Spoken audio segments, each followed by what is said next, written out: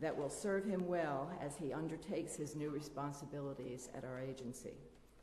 Of course, I will leave it to Administrator Pruitt to share his vision and principles for his leadership at EPA, but I would like to highlight just a few examples from his biography, some examples of how he has worked with others during his service in the public sector that I think will be of particular interest to you. As Attorney General for Oklahoma, Mr. Pruitt worked with his Democratic counterpart in Arkansas to reach a landmark agreement regarding water quality in the Illinois River, which crosses the border between the two states. Together, they developed a statement of joint principles for a scientific study using EPA-approved methods, and both states agreed to be bound by the outcome.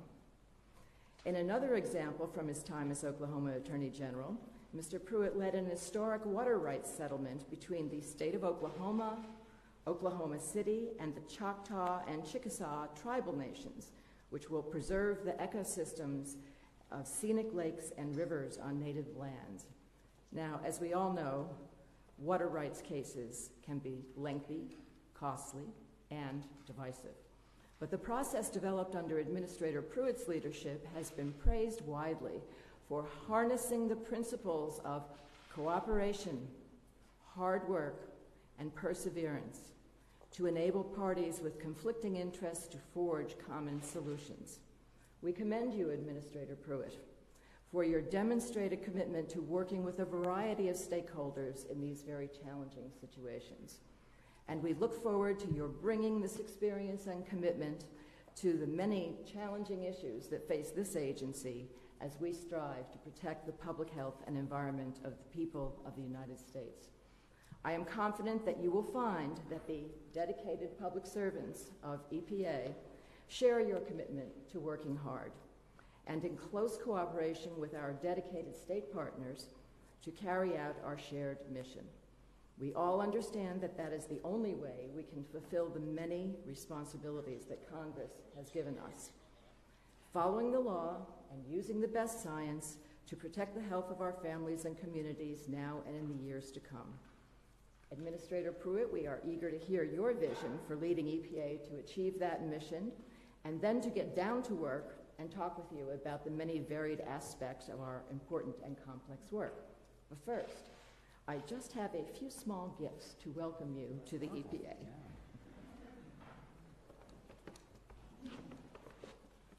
First, I would like to present you. You won't need to look too closely to see it.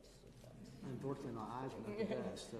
This is a lapel pin for EPA, which you can proudly wear. Well, thank you. On your lapel as you represent the agency. Thank you very much. And then secondly, when you go out into the field, you'll need this hat.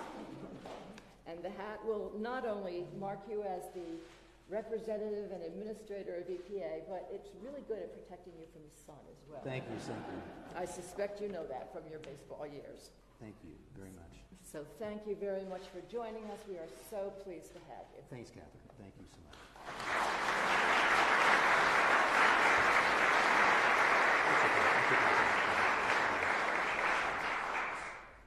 Well, thank you, Catherine. It's been a joy to meet Catherine today and spend some time with her, and I do thank you for the hat. I am excited about being in a city that actually has a Major League Baseball team because that's going to be exciting to be able to exit, in the evening and enjoy some good baseball, and I'll make sure that I wear this hat as we attend those games. And the parent club of my AAA team was the Texas Rangers, and so they're in the American League. We're going to be okay to cheer for the Nationals here in the National League. So excited about that. It's been an honor and a joy to be with you this morning. I've got a chance to meet some of you, and it's an honor and joy to be with you in this setting. And as I spent time with you this morning, it was something that was abundantly clear to me that you love what you do. There's an old saying that if you love what you do, you never work a day in your life. And I want to say thank you to Catherine. I want to say thank you to her for her leadership in the last month or so. It took us a little while to get here, so I was thankful for her leadership during that time frame. But I want to say thank you to each of the career individuals that have been serving this agency for quite some time. Most of the people I met this morning, I think the least amount of years that her, it was 19 years. That's quite something. That says a lot about the mission of the agency and the people that are here. And I want to commend you for your service to this country and service to this agency, and thank you for that. You know, I know it's very difficult to capture in one speech the vision and direction of an agency. And I also recognize that you don't know me very well.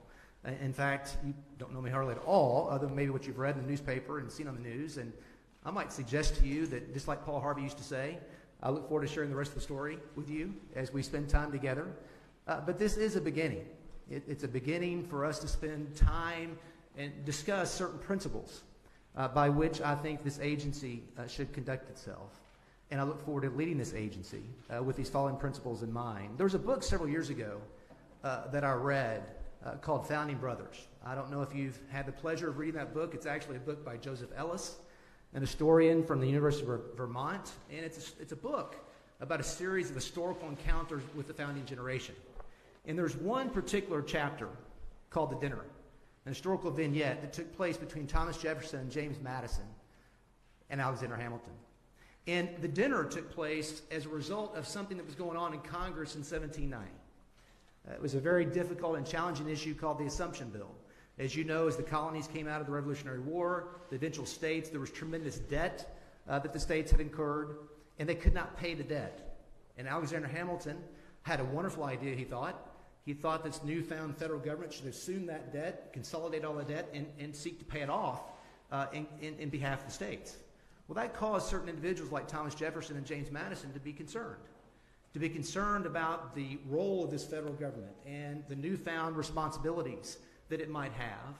And so there was intractability around some very important issues. Debt, the role between the federal government and the states. It sounds a little bit like today. And they did something, though, that doesn't happen very much today. They actually got together. They actually spent time together.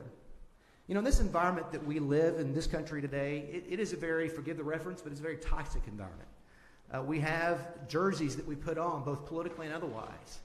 And that's something that I think is damaging to the overall objective of finding results and answers to some very challenging issues that we face as a country. But as they got together for dinner, and they dealt with this very difficult challenge of assuming debt and this idea that Alexander Hamilton had, they were able to work out a solution.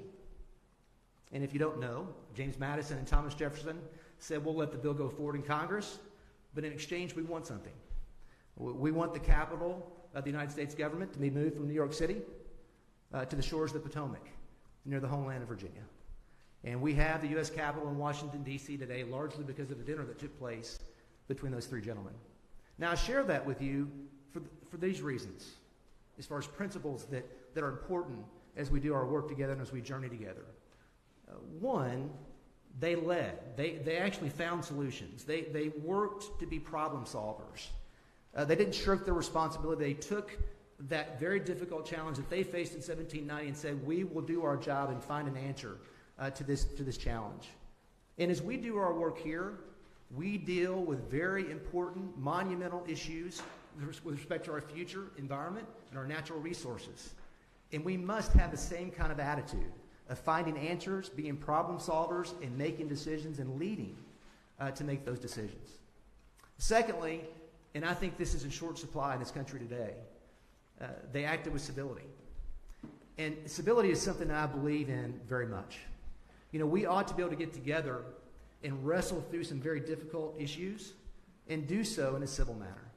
We ought to be able to be thoughtful and exchange ideas and engage in debate and make sure that we do find answers to these problems, but do so with civility.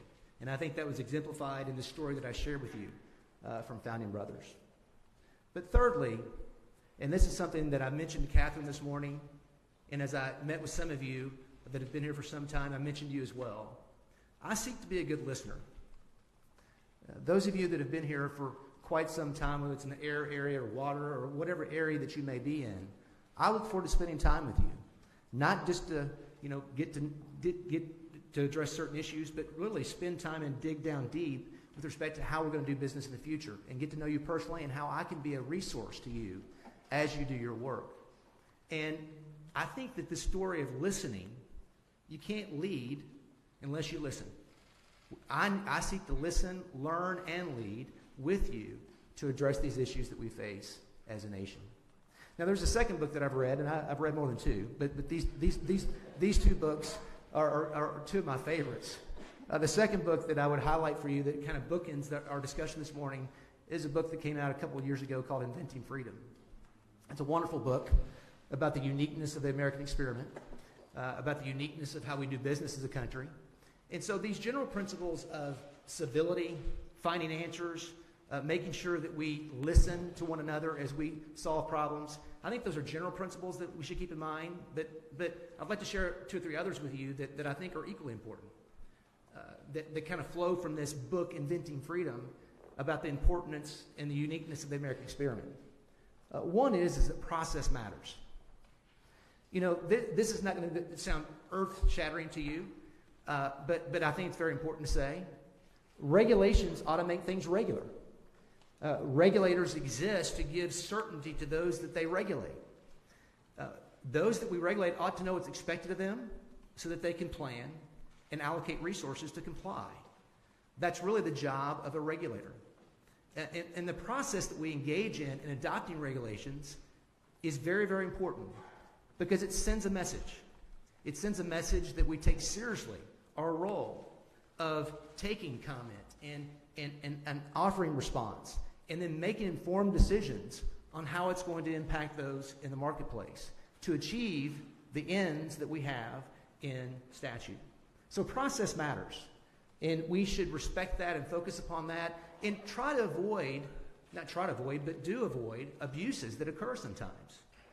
Guidance through rulemaking, or using the guidance process to do rulemaking, or engaging in litigation, regulation through litigation, consent decrees that actually bypass the Administrative Procedures Act. We need to be open and transparent and objective in how we do rulemaking and make sure that we follow the letter of the law as we do so, because that will send, I think, a great message to those that are regulated, but more importantly, they will know what's expected of them and they can act accordingly. Which leads me to the second point, rule of law. As we do rulemaking, as we engage in process, it needs to be tethered to the statute. The only authority that any agency has in the executive branch is the authority given to it by Congress. Sometimes those authorities are broadly stated, giving much discretion to an agency to engage in the authority given to it, granted. But other times Congress has been very prescriptive. It's been very specific on what we can and cannot do as an agency. We need to respect that. We need to follow that, because when we do that, guess what happens? We avoid litigation, we avoid the uncertainty of litigation, and we reach better ends and outcomes at the end of the day. And the third thing with respect to this process and rule of law is that federalism matters. Federalism matters. And as you know, because you've dealt with these issues for a number of years, Congress has been very prescriptive in providing, in many instances, a very robust role, an important role of the states. In fact, as I met with many this morning, as I met with Catherine, we talked about each of our regional offices and how important they are at partnering with the respective departments of environmental quality at the state level with respect to enforcement and other related issues. And I seek to ensure that we engender the trust of those at the state level, that those at the state level see us as partners in this very important mission we have as an agency and not adversaries. So federalism is something that's important, process is something that's important, and obviously rule of law is important as well as we do our business. John Muir one time said, everyone needs beauty as well as bread, places to pray in and play in. I really believe that we can be better as a country. I believe that we as an agency and we as a nation can be both pro-energy and jobs and pro-environment, that we don't have to choose between the two. I think our nation has done better than any nation in the world at making sure that we do the job of protecting our natural resources and protecting our environment while also respecting the economic growth and jobs our nation seeks to have. And I hope that as we journey together, that we will establish places to pray in and places to play in for our citizens and do the very important work as an agency. Thank you very much for coming today. I look forward to serving you in the future. Thank you.